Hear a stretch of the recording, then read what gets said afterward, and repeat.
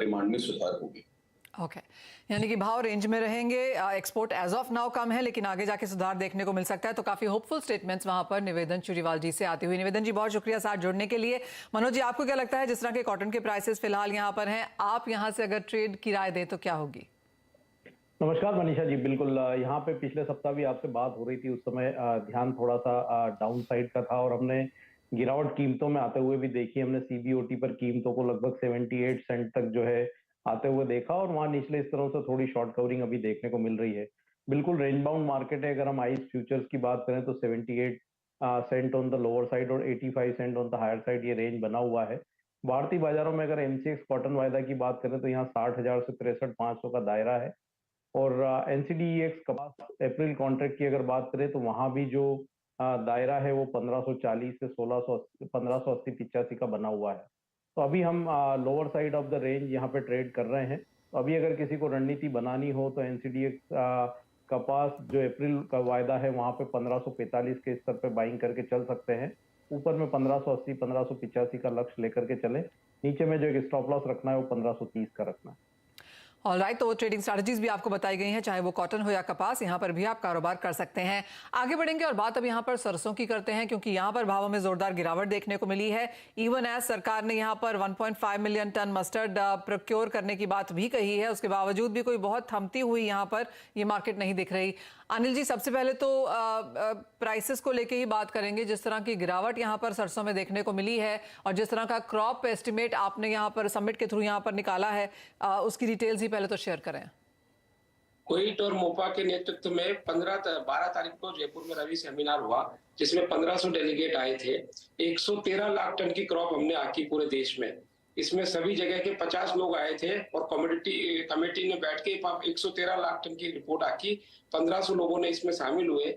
Rate की बात यह है कि 5,450 रुपए एमएसपी है और मंडियों में 4800 से 4900 रुपए सरसों बिक रही है।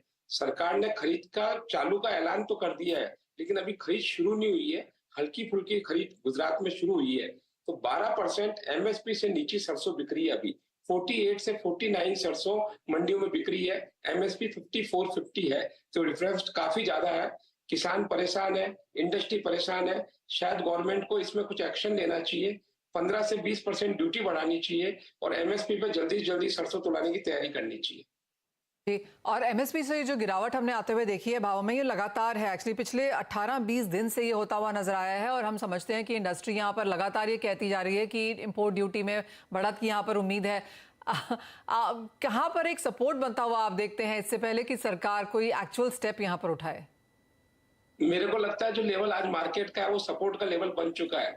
48-49 की सरसों अब मंडियों में घटने की जगह नहीं है। इस भाव का तेल मार्केट में बिकना चालू हो जाएगा। इस रेंज पे आके बाजार रुकेगा और जैसे ही सरकार एमएसपी पे माल लेने के लिए आएगी, खरीदारी के लिए आएगी, तो इसमें कुछ ना कुछ बढ़त देखने को मिलेगी। तो मुझे लगता है कि शायद अब भाव की गिरावट के लिए सबसे बॉटम आ चुका है। अगले 5-7 दिन बाद से ही मार्केट बढ़ना चालू हो जाएगा। हरियाणा सरकार तो आज से यहाँ पर प्रोक्योर करेगी, क्योंकि 14 मार्च का उन्होंने समय भी दिया था, तो अभी शुरुआत है और जैसे आपने कहा यहाँ से कुछ सपोर्ट भी आ सकता है। किस तरह की क्रशिंग और किस तरह की डिमांड फिलहाल फिर आप देखते हैं भावों में, बाजारों में?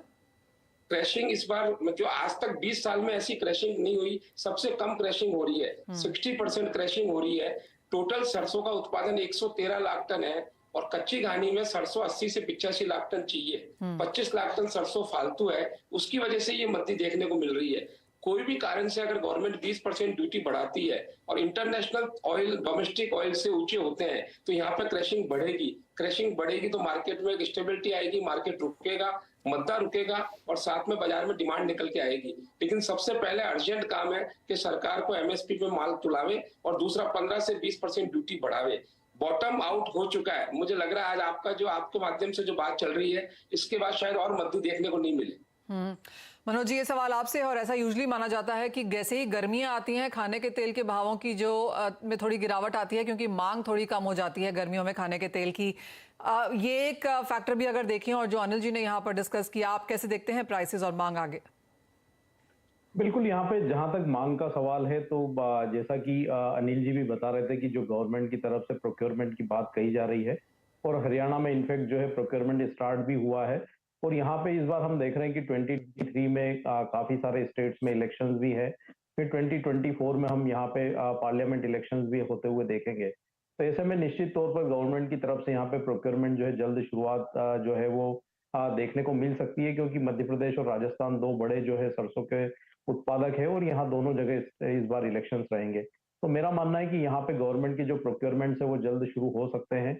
अभी हम एमएसपी से काफी नीचे कीमतों को ट्रेड होते हुए देख रहे हैं, लेकिन हम देख रहे हैं कि इंटरनेशनल मार्केट में एक दायरे में जो ट्रेड है वो बना हुआ है, और जिस तरह से जो साउथ अमेरिकन कंट्रीज है वहां पे वेदर डिस्टर्बेंस की जो बातें निकल कर आ रही है, यूएसडीए लगातार उत्पादन के अनुमान घटा रहा है, तो निचले स्तरों पर यहाँ 4600-700 जो है वो सरसों के लिए काफी स्ट्रॉन्ग सपोर्ट जो है वो देखने को मिलेंगे।